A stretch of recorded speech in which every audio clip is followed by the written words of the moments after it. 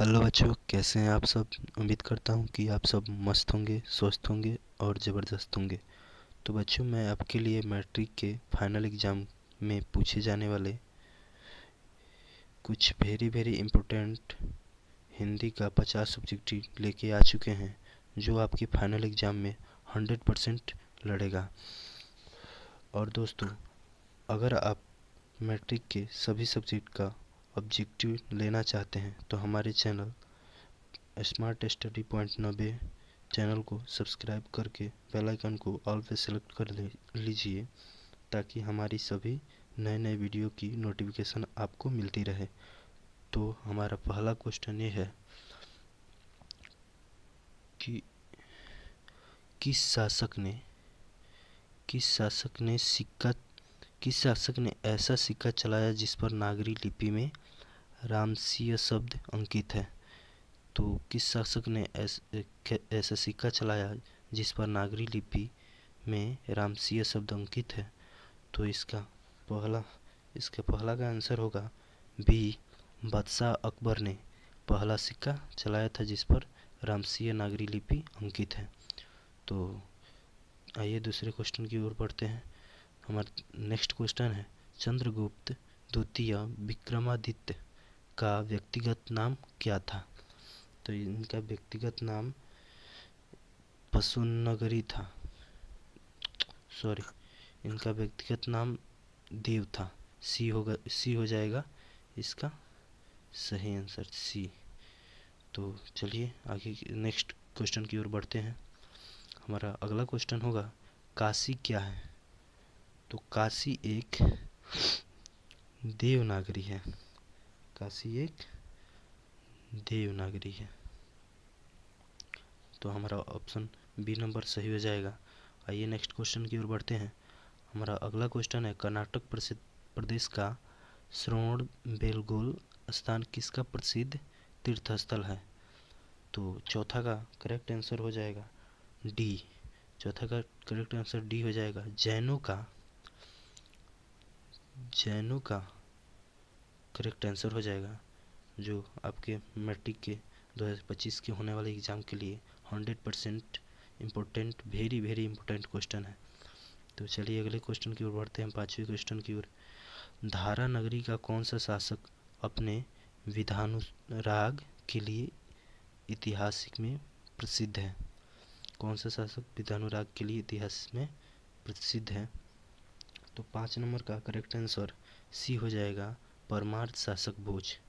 हमारा correct answer हो जाएगा सी, परमार शासक भोज। आइए अगले क्वेश्चन की ओर बढ़ते हैं। हमारा 6 नंबर क्वेश्चन है, मराठी, नेपाली और नेवारी भाषाओं के लिए की लिपि क्या है। मराठी, नेपाली और नेवाली भाषाओं की लिपि क्या है। हमारा 6 नंबर का सही आंसर हो जाएगा डी, देवनागरी लिपि हो जाएगा। देवनागरी लिपि हो जाएगा। आइए नेक्स्ट क्वेश्चन की ओर बढ़ते हैं। अगला क्वेश्चन होगा, गुणाकर मूले ने मिडिल स्तर की पढ़ाई किस भाषा में की। गुणाकर मूले ने मिडिल स्तर की पढ़ाई किस भाषा में की। तो हमारा 7 नंबर का करेक्ट आंसर हो जाएगा ए, मराठी भाषा में। गुणाकर मूले ने मिडिल स्तर की पढ़ाई मराठी भाषा में की थी। ऑप्शन नंबर ए हो जाएगा। आइए नेक्स्ट क्वेश्चन की ओर बढ़ते हैं। 8वां नंबर क्वेश्चन, मूले ने अंग्रेजी व हिंदी की पढ़ाई कहाँ पर की है। मूले ने अंग्रेजी व हिंदी की पढ़ाई कहाँ पर की है। तो 8 नंबर का करेक्ट आंसर हो जाएगा सी, ब्राह्मणी लिपि में की है। तो हमारा करेक्ट आंसर सी हो जाएगा। आइए नेक्स्ट क्वेश्चन की ओर बढ़ते हैं। अक्षर का संबंध वर्तमान में किस भाषा से है। तो किस भाषा से है। 10 नंबर का करेक्ट आंसर हो जाएगा बी, मराठी से। करेक्ट आंसर हो जाएगा बी, मराठी से। ये नेक्स्ट क्वेश्चन की ओर बढ़ते हैं। हमारा अगला क्वेश्चन हो जाएगा 11 नंबर, बांग्ला लिपि प्राचीन नगरी लिपि की है। बांग्ला लिपि प्राचीन नगरी लिपि की है। 11 नंबर का करेक्ट आंसर हो जाएगा बी, इसका बोहन लिपि की है। बांग्ला लिपि प्राचीन बोहन लिपि की है। इसका करेक्ट आंसर हो जाएगा बी। आइए नेक्स्ट क्वेश्चन की ओर बढ़ते हैं। हमारा अगला क्वेश्चन हो जाएगा केरल के शासकों के द्वारा सिक्कों पर अगला हमारा 11 नंबर क्वेश्चन 12 नंबर क्वेश्चन था केरल के शासकों के द्वारा सिक्कों पर वीर केरलस्य शब्द किस लिपि में है। वीर केरलस्य शब्द किस लिपि में है। 12 नंबर का करेक्ट आंसर हो जाएगा ए नगर लिपि में है। हमारा अगला क्वेश्चन आता है 13 नंबर पहले पहल किस राजाओं के लेखों के लिपि को ही नंदी नागरी नाम दिया गया था। किस राजाओं की लिपि को नंदी नागरी नाम दिया गया था। 13 नंबर का करेक्ट आंसर हो जाएगा बी विजयनगर के राजाओं को नंदी नाम दिया गया था। करेक्ट आंसर हो जाएगा बी। आइए हम अगले क्वेश्चन की ओर बढ़ते हैं।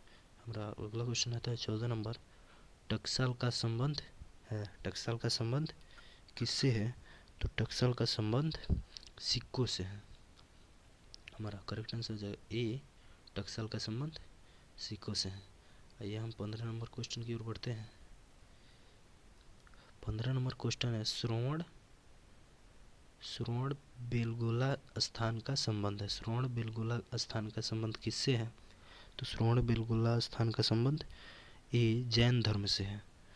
तो आइए इसका हो जाएगा ए आंसर।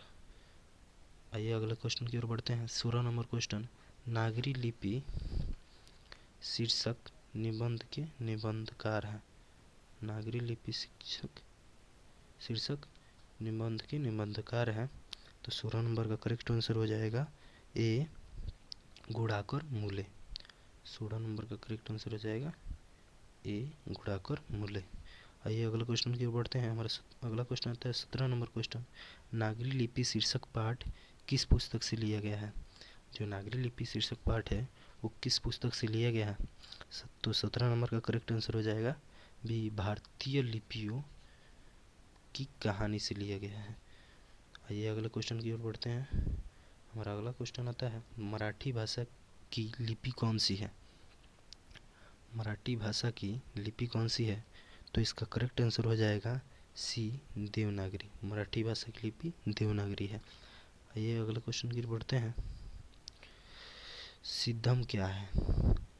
सिद्धम क्या है। तो इसका करेक्ट आंसर हो जाएगा सिद्धम एक प्रकार की लिपि है। इसका करेक्ट आंसर हो जाएगा डी। आइए अगला क्वेश्चन की ओर बढ़ते हैं। हमारा अगला क्वेश्चन आता है 20वां नंबर किसे देवनागरी की संज्ञा दी गई है। किसे देवनागरी की संज्ञा दी गई है। तो 20 नंबर का क्वेश्चन हो जाएगा बी काशी को देवनागरी की संज्ञा दी गई है। आइए अगला क्वेश्चन की पढ़ते हैं। मालवा में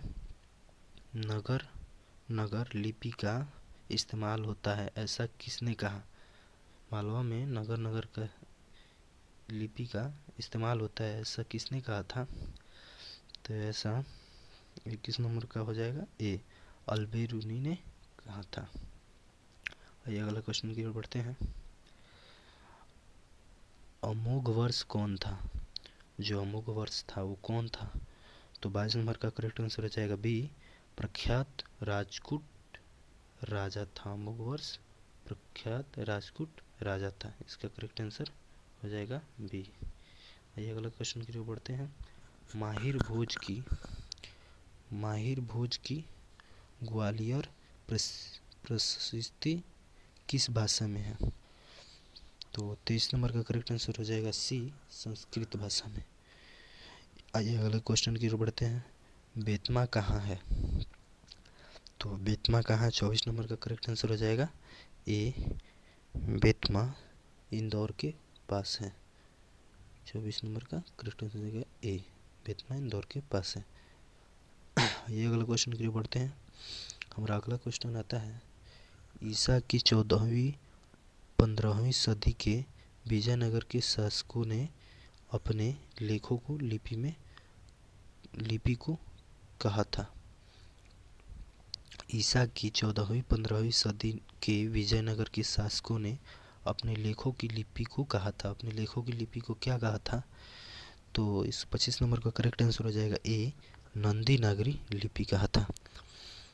आइए अगला क्वेश्चन की बढ़ते हैं। हिंदी लिखी जाती है, हिंदी जो लिखी जाती है वो किस लिपि में लिखी जाती है, यही इस क्वेश्चन में पूछा गया है।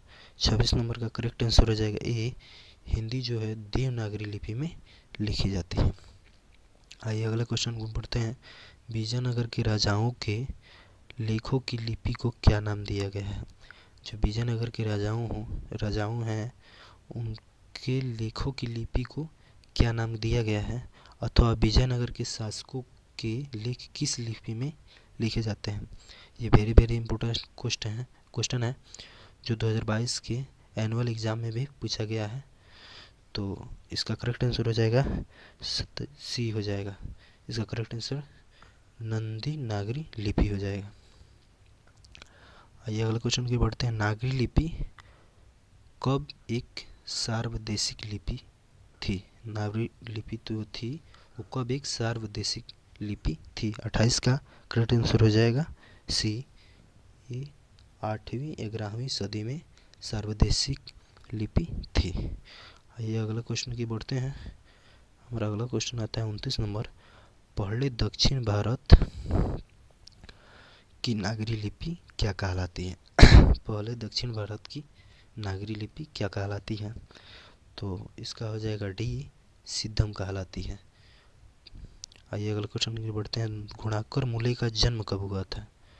जो गुणाकर मूले हैं उनका जन्म कब हुआ था, तो इसका हो जाएगा करेक्ट आंसर ए, 1935 ईस्वी में। आइए अगले क्वेश्चन की बढ़ते हैं। हमारा अगला क्वेश्चन आता है गुणाकर मूले का जन्म कहाँ हुआ था। जो गुणाकर मूले जी हैं उनका जन्म कहाँ हुआ था, तो इसका करेक्ट आंसर होगा सी, ये महाराष्ट्र में जन्मे थे। परमार शासक भोज कहाँ के रहने वाले थे। जो परमार शासक भोज थे वो कहाँ के रहने वाले थे। 32 नंबर का करेक्ट आंसर हो जाएगा ए, वो धारा नगरी के रहने वाले थे। धारा नगरी के रहने वाले थे। आइए अगले क्वेश्चन की बढ़ते हैं। हमारा 33 नंबर क्वेश्चन आता है। गुप्तों की राजधानी को क्या कहा जाता होगा। जो गुप्त थे उनकी राजधानी को क्या कहा जाता होगा, तो 33 नंबर का करेक्ट आंसर हो जाता है डी, उनको देवनगर कहा जाता है होगा। आइए 34 नंबर क्वेश्चन की ओर बढ़ते हैं। हमारा 34 नंबर क्वेश्चन आता है। गुणाकर मूल्य ने विभिन्न विषयों पर कितने संबंध गुणाकर मूल्य ने विभिन्न विषयों पर कितने निबंध लिखे थे, तो इसका करेक्ट आंसर हो जाएगा 34 नंबर का करेक्ट आंसर हो जाएगा बी, 2500 से अधिक निबंध लिखे थे। आइए 35 नंबर क्वेश्चन आता है हमारा। भारतीय लिपियों की कहानी किनकी प्रसिद्ध रचना है। ये 2021 के एनुअल एग्जाम में भी पूछा गया। वेरी वेरी इंपॉर्टेंट क्वेश्चन है ये, वेरी वेरी इंपॉर्टेंट क्वेश्चन है। इसको रट के जाना, आपके 2025 के फाइनल एग्जाम में ज़रूर आएगा, 100% कन्फर्म है। तो 35 नंबर क्वेश्चन का आंसर हो जाएगा ए, गुणाकर मूल्य। इस्लामी शासक का आरंभ काल है। इस्लामी शासक का आरंभ काल 36 नंबर का करेक्ट आंसर हो जाएगा ए, 12वीं सदी से है। गुणाकर मूल्य की मृत्यु कब हुई। गुणाकर मूल्य की मृत्यु डी 2009 ईस्वी में हुए थे। नागरी लिपि के आरंभिक लेख में हमें क्या मिलते हैं। नागरी लिपि के आरंभिक लेख में हमें क्या मिलते हैं, तो 38 नंबर का करेक्ट आंसर हो जाएगा सी, दक्षिणी भारत मिलता है। आइए हमारा अगला क्वेश्चन आता है। वेतमा दानपत्र किस समय का है। वेतमा दानपत्र किस समय का है, तो इसका करेक्ट आंसर हो जाएगा ए, वेतमा दानपत्र 1020 ईस्वी में का है। उत्तर भारत से अगला क्वेश्चन आता है। उत्तर भारत से नागरी लिपि के लेख कब से मिलने लगते हैं। इसका करेक्ट आंसर हो जाएगा ए, 8वीं सदी से। इसका जो करेक्ट आंसर हो जाएगा ए, 8वीं सदी से। आइए अगले क्वेश्चन की ओर बढ़ते हैं। निबंध के लेखक हैं। जो निबंध के लेखक हैं वो कौन है। निबंध पाठ जो हमारे बुक में आता है उनके लेखक कौन है? तो उनका लेखक ए गुणाकर मूले जी हैं। गुणाकर मूले जी हैं। अगला क्वेश्चन आता है तमिल मलयालम तेलुगु कन्नड़ भाषाएं हैं। तमिल मलयालम तेलुगु कन्नड़ भाषाएं हैं। इसका करेक्ट आंसर हो जाएगा डी, दक्षिण भारत की है। आइए अगले क्वेश्चन की बढ़ते हैं। रामायण की रचना किस भाषा में है? रामायण की रचना किस भाषा में है? इसका करेक्ट आंसर हो जाएगा ए, संस्कृत भाषा में। आइए अगले क्वेश्चन की बढ़ते हैं। नागरी लिपि शीर्षक पाठ साहित्य की कौन सी विद्या है? तो इसका करेक्ट आंसर हो जाएगा बी, निबंध की विद्या है। आइए अगला क्वेश्चन की बढ़ते हैं। हमारा अगला क्वेश्चन आता है दक्षिण भारत की नागरी लिपि क्या कहलाती है? दक्षिण भारत की नागरी लिपि क्या कहलाती है? इसका करेक्ट आंसर हो जाएगा सी, दक्षिण भारत की नागरी लिपि है नंदी नागरी कहलाती है। आइए अगले क्वेश्चन की ओर बढ़ते हैं। हमारा अगला क्वेश्चन आता है 10वीं 11वीं सदी में किस रचना ने भारत यूरोप के बीच व्यापार संबंध के बारे में बताया है? तो 46 नंबर का करेक्ट आंसर हो जाएगा सी, पद्मावत के बारे में बताया है। आइए अगले क्वेश्चन की ओर बढ़ते हैं। दक्षिण भारत के द्रविड़ भाषा परिवार की कौन सी भाषा सबसे अधिक प्राचीन है? इसका करेक्ट आंसर हो जाएगा ए, तमिल भाषा प्राचीन भाषा है। सरहपाद की कृति है। हमारा अगला क्वेश्चन है सरहपाद की कृति है। इसका करेक्ट आंसर हो जाएगा ए, सरहपाद की स्फीति दोहा कुश है। ये अगला क्वेश्चन की बढ़ते हैं। हमारा अगला क्वेश्चन आता है दोहा कुश किसकी रचना है? दोहा कुश जो है वो ए, दोहा कुश सरहपाद की रचना है। इसका करेक्ट आंसर हो जाएगा ए। अगला क्वेश्चन की बढ़ते हैं। हमारा अगला क्वेश्चन और लास्ट क्वेश्चन आता है हिंदी के आदि कवि हैं। जो हिंदी के आदि कवि हैं वो कौन है? तो हिंदी के आदि कवि सरहदपाद है। तो हमारा 50 का 50 वेरी वेरी इंपॉर्टेंट क्वेश्चन ख़त्म हो गया। तो ऐसे ऐसे वेरी वेरी इंपॉर्टेंट क्वेश्चन पाने के लिए हमारे चैनल को सब्सक्राइब करें और बेल आइकन को प्रेस ज़रूर करें और कमेंट बॉक्स में अपना राय कमेंट ज़रूर करें आपको कौन सी सब्जेक्ट की ऑब्जेक्टिव चाहिए। चलिए धन्यवाद।